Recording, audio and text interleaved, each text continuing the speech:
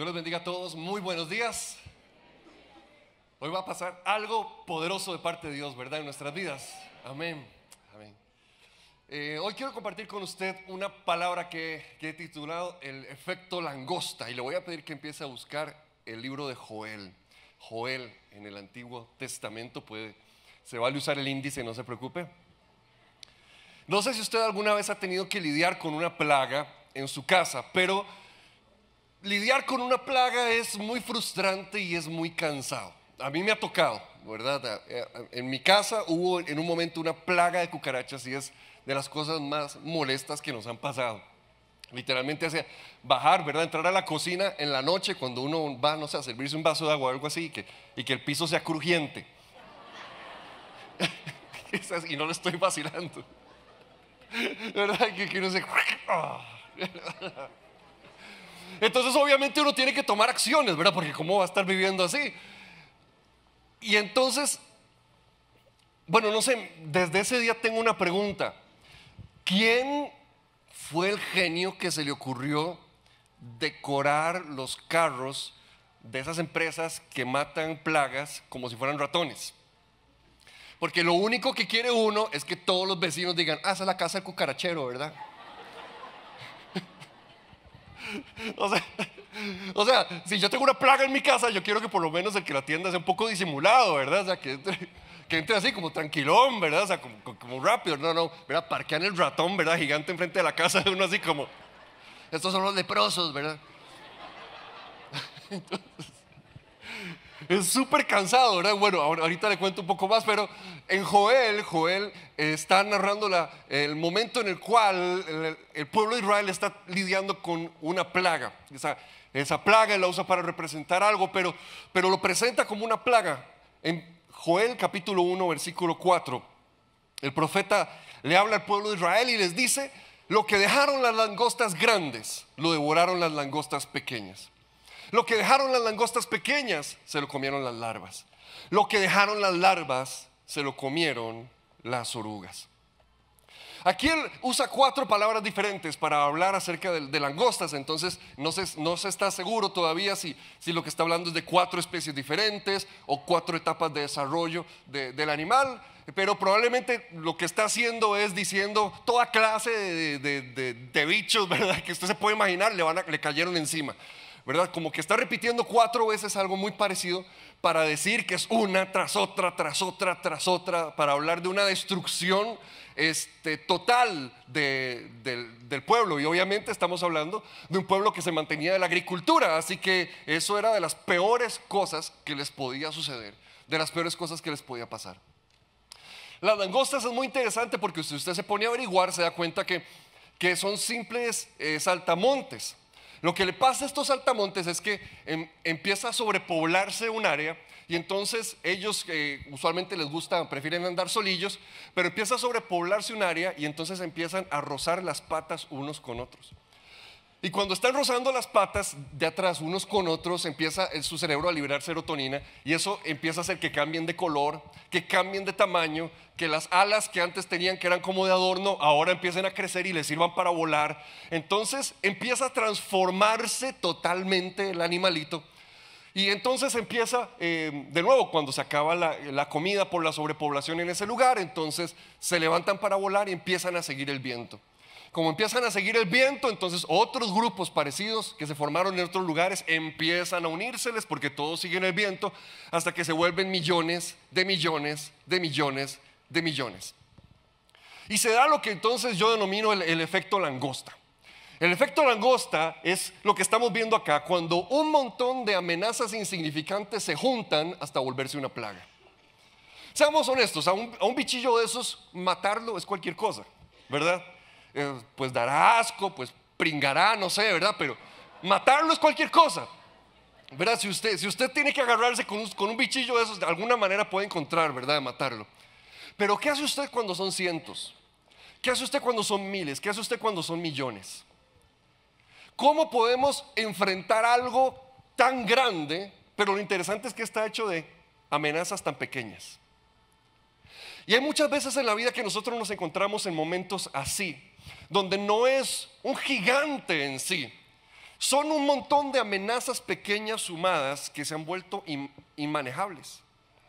Son un montón de amenazas que si usted las tomara cada una solita, usted dice, no, esto sí, esto yo lo sé arreglar, esto yo lo puedo hacer.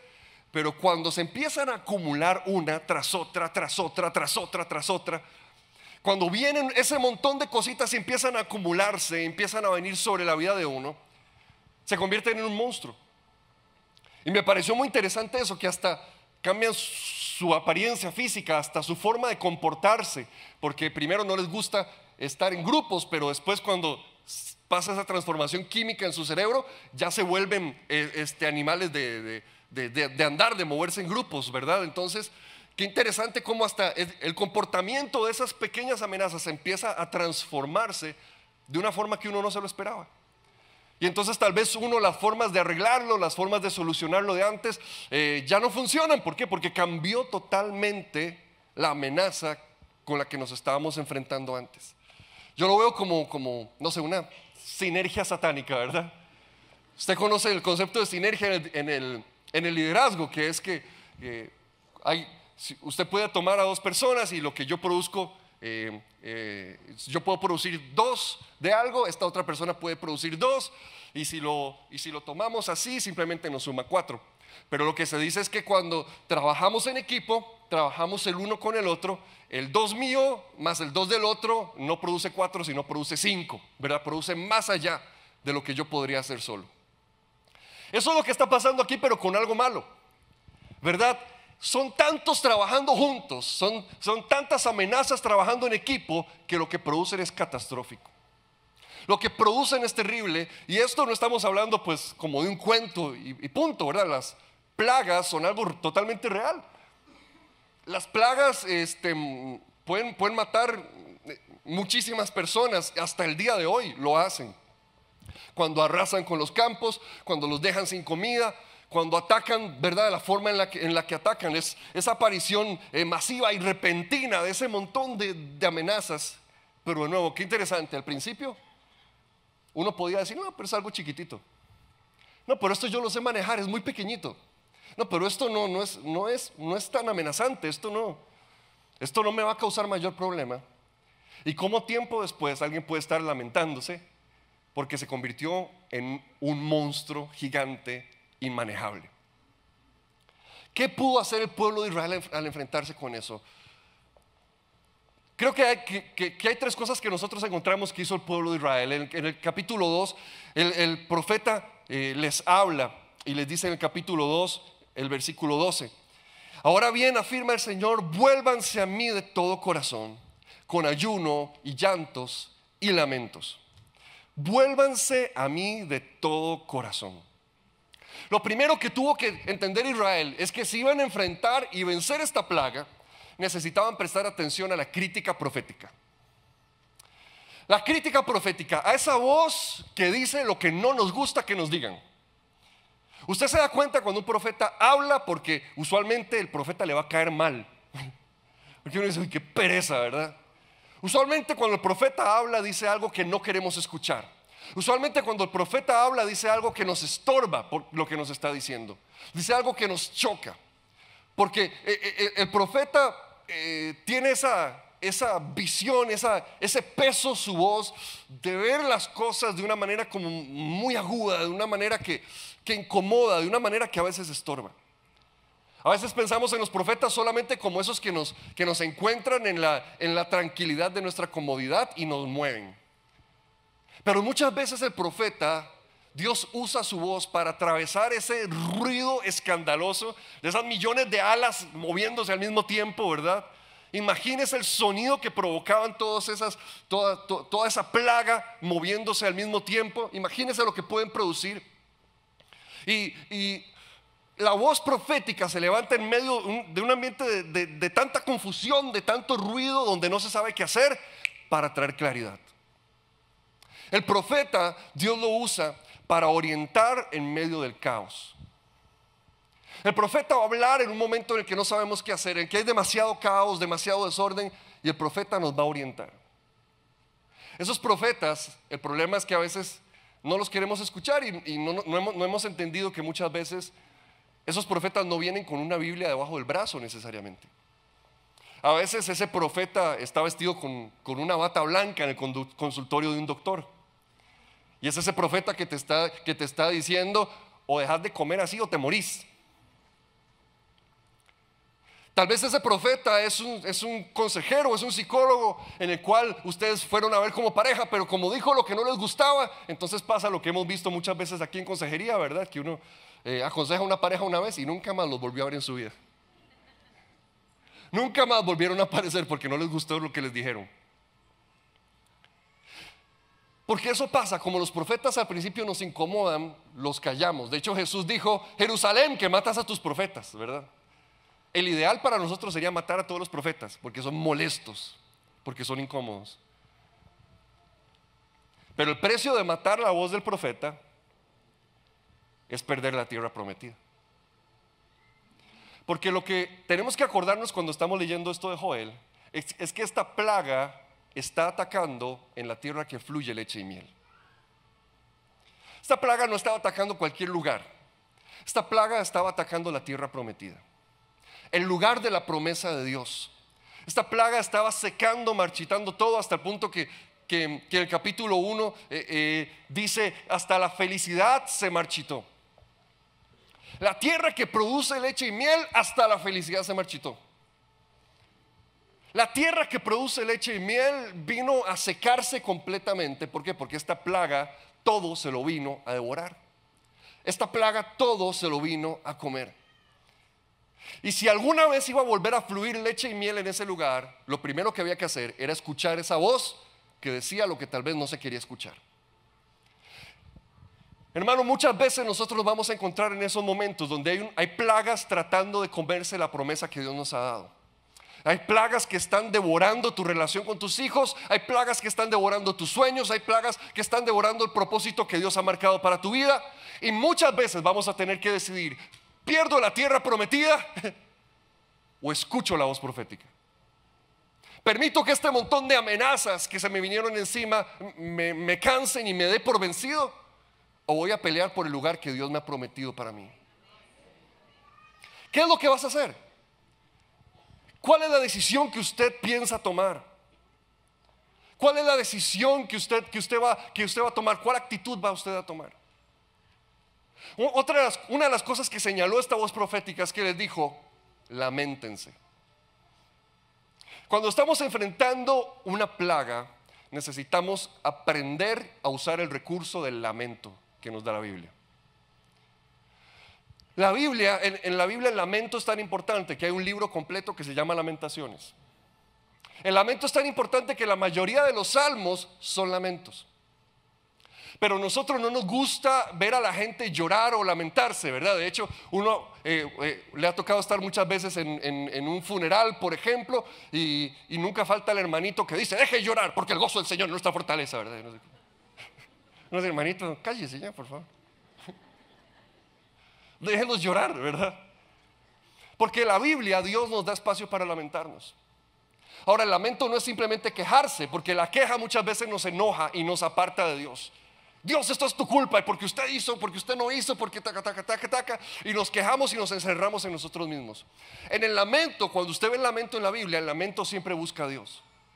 El lamento es alguien que trae su dolor y que dice: Dios, esto lo perdí, esto que perdí, esto que me ha pasado, me duele tanto que no sé qué hacer con esto. Dios, necesito que hagas algo, porque el lamento siempre lleva la esperanza.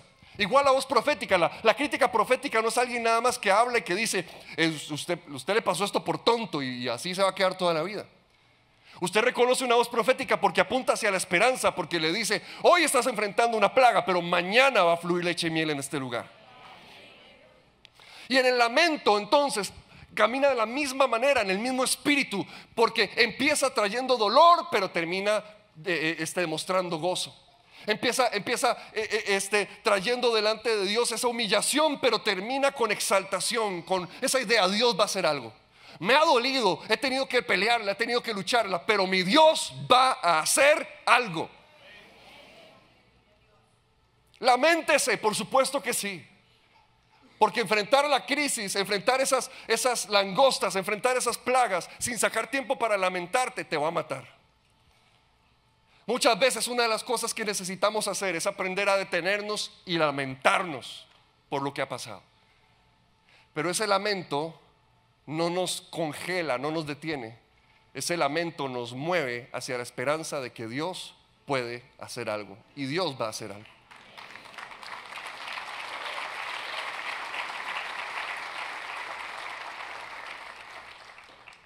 Y lo siguiente que llama esa voz profética al pueblo de Dios es arrepentirse. Hermanos, muchos de nosotros necesitamos aprender a arrepentirnos de verdad. Tal vez usted necesita aprender a arrepentirse. Arrepentirse no es sentirse culpable por algo que uno hizo. No es decir, uy, qué tonto que soy, por mi culpa y listo. Arrepentirse no es sentirse culpable. Arrepentirse es decir, uy, no debía hacer esto. Ok, voy a dejar de hacerlo, voy a empezar a hacer esto. Arrepentirse es cambiar las decisiones que he tomado. Arrepentirse es cambiar mi estilo de vida. Y por eso hay gente aquí que tal vez lo que necesita es, cuando esa voz profética te habló en ese consultorio, necesitas arrepentirte y dejar de comer tanta sal.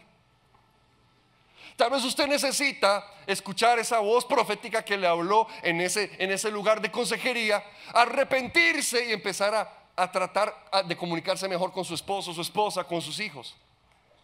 Arrepentirse es cambiar la forma en la que yo actúo. Arrepentirse es cambiar las decisiones que me llevaron hasta el lugar en el cual me metí en problemas. Arrepentirse es tomar decisiones diferentes. Y hermano, necesitamos aprender a arrepentirnos muchas veces. Necesitamos aprender a arrepentirnos en la forma en la que administramos nuestras finanzas. Necesitamos aprender a arrepentirnos en la forma en la que tratamos los problemas familiares. Necesitamos aprender a arrepentirnos en la forma en la que trazamos ciertos planes tal vez. El pueblo de Dios nunca iba a vencer esta plaga si no se arrepentía. Y el arrepentimiento tiene algo. El arrepentimiento es un compromiso que es profundo y por lo tanto se da a largo plazo. No es que me sentí culpable hoy, por eso es culpabilidad. Es decir, bueno, de verdad esto me llevó mal, así que por el resto de mi vida voy a dejar esto de lado y voy a comportarme de manera diferente. En la Biblia eso es el arrepentimiento. Es un cambio radical y es un cambio a largo plazo. Cuando nos enfrentamos a una plaga hay muchísimo dolor, por eso es que nos tenemos que lamentar. Pero lo único que hace que el dolor se convierta en crecimiento es la disciplina. Lo único que permite que en una situación de dolor deje de ser dolor y se convierta en un crecimiento a nivel espiritual, a nivel personal, a nivel de relaciones, es que haya disciplina. Una disciplina que dice todos los días voy a levantarme para hacer cosas de forma diferente a como las estuve haciendo antes. Voy a tener la disciplina de dejar de usar estas palabras que yo sé que hieren a mi esposo o a mi esposa. Voy a tener la disciplina de usar este tono de voz que yo sé que humilla a mis hijos y que hace que se cierren de cuando yo les trato de decir algo. Voy a tener la disciplina de dejar de usar esa tarjeta como la he estado usando. Voy a tener la disciplina de tomar esta y esta decisión. Porque hermano, enfrentarse con una plaga es cosa seria. Una de las cosas que a mí me hizo gracia fue que me encontré un video de una plaga de langostas en Rusia. Y entonces salía un señor, ¿verdad? Había una nube gigante, ¿verdad? Así, negra de langostas volándole encima. Y el señor tenía una rechita. Y entonces estaba el señor así. Y a veces nos sentimos así. ¿Qué hace usted? ¿Qué hace usted con una plaga cuando es tan grande? Cuando usted cierra la puerta pero se meten por las ventanas, cierra la ventana pero se mete por las endijas, tapa las endijas pero hacen huecos nuevos. ¿Qué hace uno? Uno tiene que aprender a atacar con disciplina. Una de las cosas que pasó en mi casa con esa plaga de cucarachas, que gracias a Dios ya no está, puede llegar a tomar café cuando quiera, no se preocupe. Una de las cosas que pasó en mi casa fue que al principio llegaron empresas que lo que llegaban era a fumigar una vez y listo. Y esos son el tipo de cosas que a nosotros nos gusta, ¿verdad? A nosotros nos gusta pasar al área de administración y que el pastor me fumigue todos los demonios y ya. Esa es la vida espiritual que a nosotros nos gusta. Pero ¿sabe algo? No nos sirvió. Seguían saliendo y saliendo y saliendo y saliendo. Hasta que encontramos una que lo que hacía era que venían como cada 15 días. Entonces, de una vez, cuando le presentaron el contrato a uno, le decían, bueno, venimos cada 15 días. Y entonces, lo que hacían era matar la plaga en sus diferentes etapas de desarrollo. Y una de las cosas que aprendí, esto no lo ofende, es que no sé cómo decirlo diferente, pero es que a una plaga, al enemigo cuando nos ataca, hay que darle hasta por los huevos. Pero no se ofenda. Porque ¿sabe cuál era el problema de las otras? Deje reírse. ¿Cuál era el problema de las otras empresas? Que llegaban y fumigaban a los bichillos adultos, pero todos esos bichillos habían dejado huevos plantados. Entonces, ahora sí entendí. Bueno, sigue siendo mi pastor, no se preocupe. Entonces lo que pasaba era que la plaga parecía que había muerto, pero a la semana o a las 2 semanas volvía a salir. Porque el enemigo es astuto, y es más, el enemigo muchas veces planifica mejor que nosotros. La plaga no se va a quitar hasta que la arranquemos de raíz. Y entonces esa gente que llegó a la casa, llegó y empezó a registrar en todo lado, empezó en tuberías, en gavetas, desarmaron muebles y de todo, buscando eliminar todo donde podían haber quedado huevos y todo eso. Entonces, nosotros tenemos que aprender que muchas veces una plaga nunca la vamos a destruir hasta que no la ataquemos y la ataquemos y la ataquemos y sigamos dándole y no dejemos de darle. Y es más, le demos más allá de lo que necesita.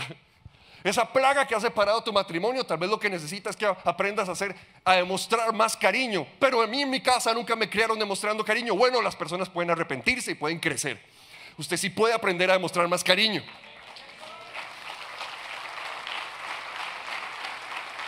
Usted sí puede aprender a hablar diferente. Es más, vuélvase tan cariñoso que su esposa se harte. Que ya, quítate, qué pereza. Exagérese, dele al enemigo esta. Exagérese, haga más de lo que debía hacer.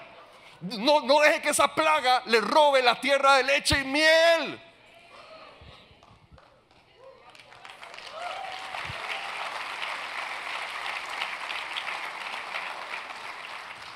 Le voy a pedir al ministerio de alabanza que pueda pasar.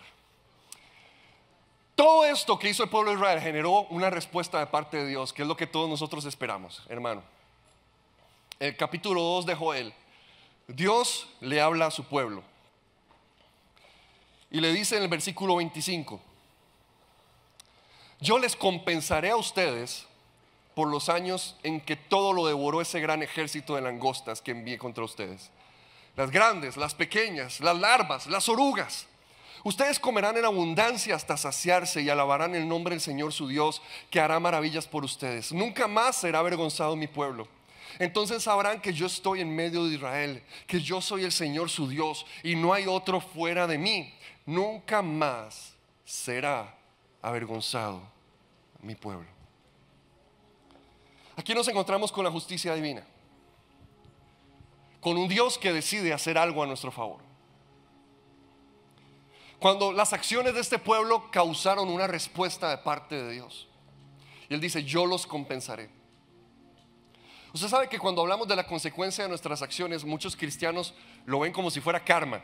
Hay cristianos que hablan como de la ley de la siembra y la cosecha, y yo no escucho ninguna diferencia, como que si fuera el karma. Lo que me hace pensar que no lo han entendido cómo funciona la cosa, ¿verdad? No es simplemente que hay un montón, que hay reglas naturales de que tal cosa produce esto y punto. Eso no es lo que está enseñando la Biblia, aunque obviamente cada acción tiene su consecuencia. Eso todos lo sabemos, por supuesto que eso va a ser así. Pero no está diciendo entonces cambio mis acciones y entonces voy a tener resultados diferentes y punto. Aquí lo que está hablando es que Dios se involucra personalmente. No es una ley impersonal ahí, punto, que funciona para cualquiera o como sea que lo haga. Es que Dios decide relacionarse personalmente y dice: yo pagaré, yo compensaré todo lo que se quisieron comer, esas plagas, lo vas a recibir. Y la palabra que usa es la palabra shalom, que está relacionada con la palabra shalom, que significa paz. Esa paz que es completa, que abarca todo nuestro ser, que abarca nuestras relaciones, que abarca nuestra vida completa. Una paz completa de parte de Dios. Esa palabra entonces está relacionada con la palabra que Dios está usando. Y usted puede leer en su casa Éxodo capítulo 22, porque ahí es donde se explica lo que Dios está diciendo. En las leyes acerca de las propiedades. Cuando Dios pone esas leyes, Dios dice: cuando se destruye una propiedad o cuando se roba una propiedad, el ladrón se le ordena que tiene que restituir, se le ordena que tiene que compensar. Y cuando usted se lee ese capítulo de Éxodo 22, se da cuenta que muchas veces tenía que pagar el doble. O sea, no era simplemente reponer lo que se había perdido, era dar más allá de lo que se había perdido. Y eso es lo que Dios está diciendo acá. Dios está diciendo: yo les compensaré todo lo que se comió la langosta. O sea, no está diciendo: les voy a devolver lo que perdieron. Dios está diciendo: les voy a devolver más allá de lo que el enemigo les quiso robar.